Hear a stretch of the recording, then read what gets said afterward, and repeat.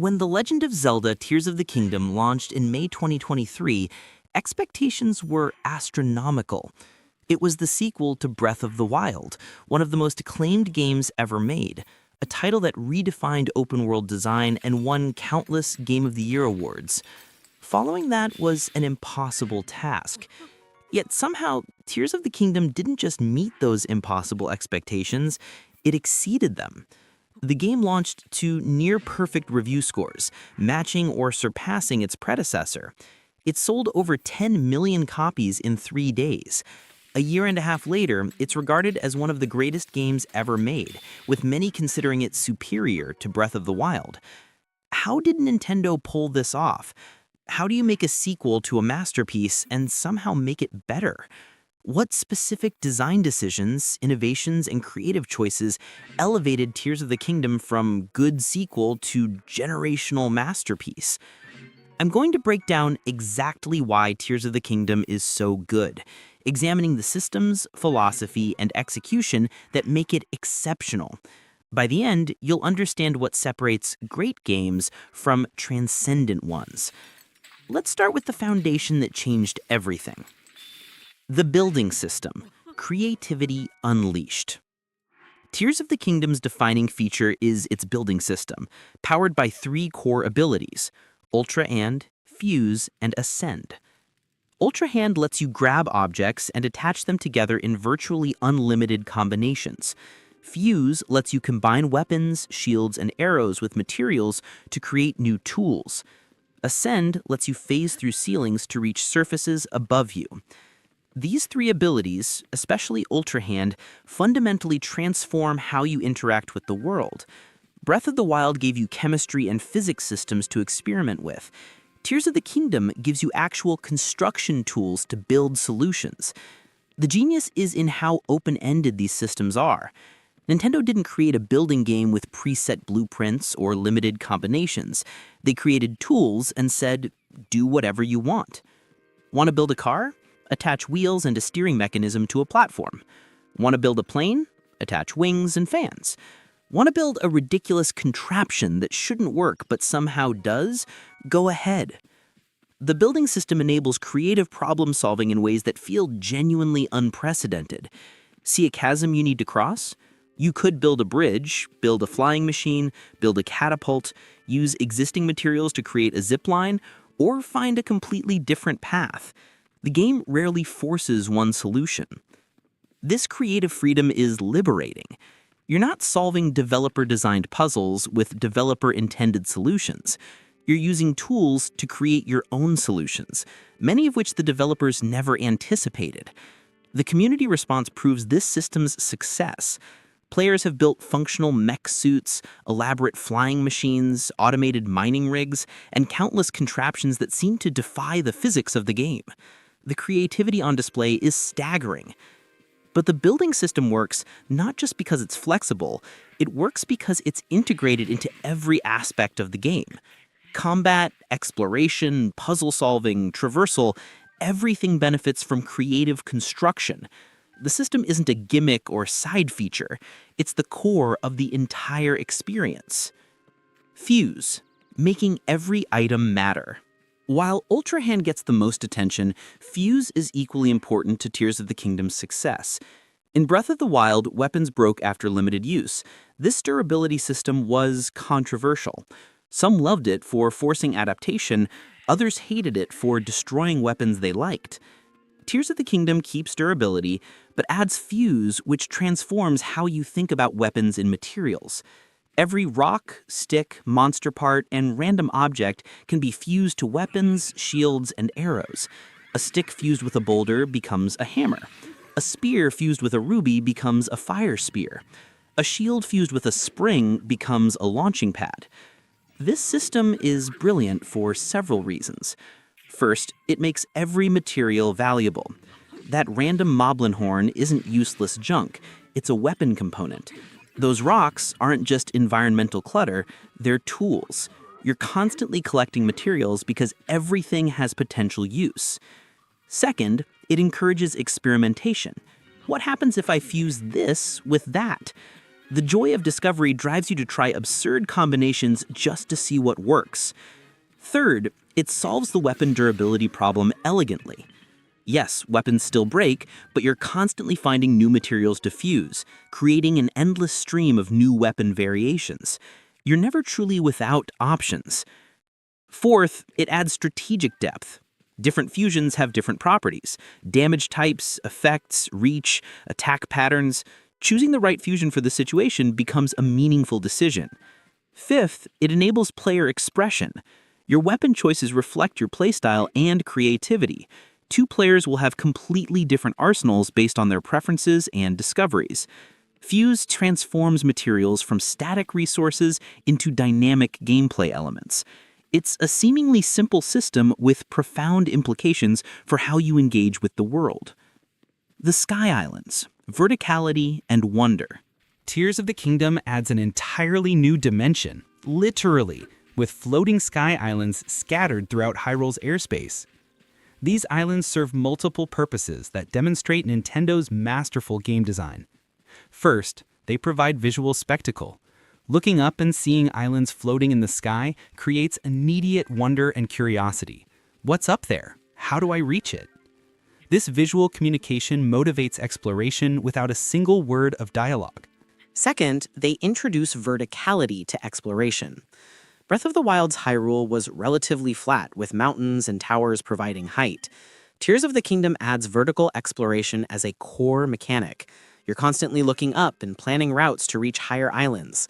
Third, they create natural tutorials. The opening hours take place in the sky, teaching you mechanics in a controlled environment before dropping you into the full open world. This tutorial approach is brilliant because it feels like exploration rather than instruction. Fourth, they add discovery without cluttering the ground-level world. Breath of the Wild's Hyrule remains largely intact, but now there's an entirely new layer of content above it. Veterans can explore familiar locations while discovering new sky-based content. Finally, they justify the new abilities. Building flying machines makes sense when there are floating islands to reach. The Sky Islands aren't just content, they're the reason you need the new construction tools. The Sky Islands exemplify Nintendo's design philosophy. Every element serves multiple purposes. They're not just new areas to explore, they're visual motivation, vertical gameplay, tutorial spaces, and mechanical justification all simultaneously. The depths, inverting expectations. While Sky Islands add verticality upward, the depths add it downward. Beneath Hyrule lies a massive underground cavern system that mirrors the surface world. The depths are dark, hostile, and filled with gloom that damages your maximum health. They're genuinely dangerous in ways most of Tears of the Kingdom isn't. This creates beautiful contrast with the bright open surface and sky. The depths feel oppressive and claustrophobic, despite being vast. Light becomes a precious resource. Every light route you activate pushes back the darkness, slowly revealing the underground geography. The depths serve several purposes beyond simple exploration content. They're resource-rich, encouraging risk for reward. Zonite, the material for upgrading energy cells, is abundant underground. If you want more battery power for your contraptions, you must brave the depths. They house the strongest enemies and most challenging combat encounters. Players seeking combat difficulty find it underground. They provide environmental storytelling. The remains of ancient structures and battles litter the depths, revealing lore about Hyrule's history. They create moments of genuine discovery. Finding a massive underground arena or a fortress of enemies feels momentous because the darkness hid these features until you were right on top of them. The depths add stakes that Breath of the Wild and the surface of Tears of the Kingdom sometimes lack. You can genuinely feel endangered underground in ways you rarely do above ground. This danger makes overcoming underground challenges more satisfying. The 3 layers, world design mastery. The genius of Tears of the Kingdom's world design is how the 3 layers, sky, surface, and depths, interconnect and inform each other. Surface geography affects what's above and below. Mountains on the surface correspond to elevated areas in the depths. Bodies of water on the surface are barriers in the depths. The 3 layers mirror each other while remaining distinct experiences. This interconnection means exploration has depth beyond simply visiting locations. You might explore a surface area, notice a sky island above, reach it and find clues about a shrine, then descend into the depths to find materials mentioned in the shrine's puzzle. The 3 layers also provide different pacing. Need a break from intense underground exploration? Return to the surface. Want spectacle? Head to the sky. Each layer offers different tonal experiences while remaining part of a cohesive world. This vertical world design is remarkably ambitious. Most open-world games are essentially 2D maps with some elevation variance. Tears of the Kingdom is genuinely 3D, with meaningful content at multiple altitude levels. The technical achievement of running 3 distinct map layers on Switch hardware while maintaining stable performance is remarkable. The compromises are barely noticeable, and the ambition pays off in creating one of gaming's most impressive open worlds. Shrines, puzzle design excellence. Tears of the Kingdom contains 152 shrines, each housing a self-contained puzzle or combat challenge. These shrines showcase Nintendo's puzzle design mastery. Each shrine has a clear concept, usually exploring one specific application of your abilities, and iterates on that concept in creative ways. What makes these puzzles exceptional is player agency. Most shrines can be solved multiple ways. The developers might intend one solution, but creative use of abilities often enables completely different approaches. This flexible puzzle design respects player intelligence and creativity. You're not hunting for the one correct solution, you're using tools creatively to overcome challenges. When you solve a puzzle in an unexpected way, the game doesn't punish you, it validates your creativity. The shrines also provide perfect pacing. Each takes 5 to 15 minutes to complete, providing bite-sized challenges between longer exploration sessions. You can tackle 3 shrines in an hour, or spend an evening on one particularly tricky puzzle. The shrine variety is also impressive. Combat shrines test fighting skills. Puzzle shrines test creativity and problem-solving. Blessing shrines reward exploration by giving you a shrine reward without an internal challenge. This variety ensures shrines never feel monotonous. The physics, consistent and exploitable. Both Breath of the Wild and Tears of the Kingdom are built on robust physics engines that govern how objects interact.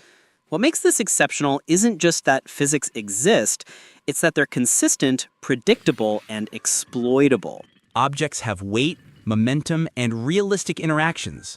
Fire spreads, metal conducts electricity, wooden objects burn, ice melts. These aren't scripted events. They're emergent properties of the physics system. This consistency means you can experiment and trust your intuition. If you think something should work based on real-world physics, it probably will in Tears of the Kingdom. This also enables creative problem-solving and exploitation. Speedrunners have discovered countless unintended techniques by understanding and manipulating the physics engine. The game doesn't prevent these exploits, it rewards players clever enough to discover them. The physics system creates emergence, unexpected outcomes from systems interacting in unscripted ways. These emergent moments are often the most memorable. The contraption that worked differently than intended but accomplished the goal anyway.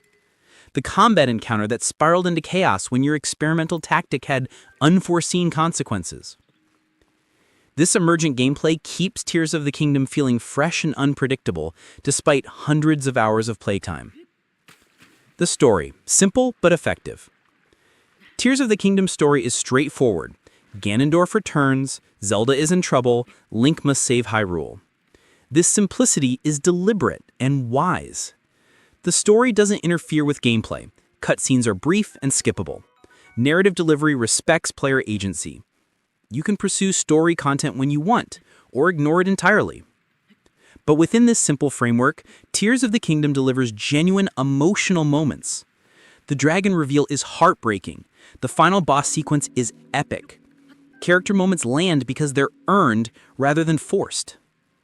The story also uses environmental storytelling brilliantly. The Dragon Tears mechanic scatters memories across Hyrule, encouraging exploration while gradually revealing backstory. You piece together what happened rather than being told directly. This approach to narrative serves the game's strengths. Tears of the Kingdom is about exploration, creativity, and player-driven experiences. A heavy narrative would undermine these strengths by forcing players into linear story beats. The story provides context and emotional stakes without dictating the experience. It's there for players who want it, and unobtrusive for players who prioritize gameplay. The quality of life, respecting players. Tears of the Kingdom includes numerous quality of life features that respect player time and intelligence. Fast travel is available from the start if you've discovered the location. The map is readable and informative. Inventory management is straightforward. Menus are responsive, saving is quick and generous. The game also respects player skill variance. Difficult challenges exist for skilled players, but easier paths are always available. You can brute force many problems with creative building rather than precise combat execution. Accessibility options allow players with different abilities to enjoy the game. You can adjust difficulty elements without shame or penalty. The auto-build feature remembers your favorite contraptions, letting you rebuild them quickly. This eliminates tedious repetition while maintaining the satisfaction of construction. These features might seem minor individually, but collectively they create a frictionless experience. You're never fighting the game's systems, you're engaged with the actual content. The polish. No rough edges. What truly makes Tears of the Kingdom exceptional is the absence of significant flaws. The performance is stable despite the technical ambition. The building physics are reliable, the controls are responsive, the camera is intelligent, the tutorials are unobtrusive, the pacing is player-controlled. Bugs and exploits exist, but they're rarely game-breaking and often entertaining. The game is polished to a mere shine in ways few games achieve. This polish is the result of Nintendo's development philosophy. Take as long as necessary to get it right. Tears of the Kingdom was delayed multiple times. Nintendo refused to ship until everything worked perfectly. That patience shows in every aspect of the final product. Nothing feels rushed or compromised. Every system is complete and functional. Every element serves the experience. The freedom, respecting player agency. Above all else, Tears of the Kingdom succeeds because it respects player agency more than almost any game ever made. You can approach challenges how you want. You can explore where you want. You can build what you want. You can sequence break if you're skilled enough. You can ignore entire gameplay systems if they don't interest you. The game provides tools and challenges, then steps back and trusts you to create your own experience. It doesn't hold your hand. It doesn't force solutions. It doesn't limit creativity. This design philosophy is rare. Most games guide players down predetermined paths with occasional branching. Tears of the Kingdom gives you a world and says, do what interests you. This freedom is what makes Tears of the Kingdom special. It's not just a great game to play, it's a great game to exist within. It's a playground for creativity and experimentation that respects your intelligence and rewards your curiosity. The bottom line. Tears of the Kingdom is so good because it commits completely to player-driven creativity and exploration while maintaining Nintendo's legendary attention to polish and detail. The building system enables unprecedented creative problem-solving. Fuse makes every material valuable and every weapon unique. The 3-layer world provides genuine 3D exploration. The shrines offer perfectly paced puzzle challenges. The physics create emergence and experimentation. The story provides context without interference. The quality of life features respect your time. The polish eliminates friction. But more than any individual element, Tears of the Kingdom succeeds because of its philosophy. Trust players to create their own fun. Give them tools, create challenges, then step back and let creativity flourish. This philosophy, executed with Nintendo's masterful design and technical excellence, creates not just a great game, but a transformative experience that redefines what open-world games can be. That's why Tears of the Kingdom is so good. It's not just better than most games, it's better than most games can aspire to be.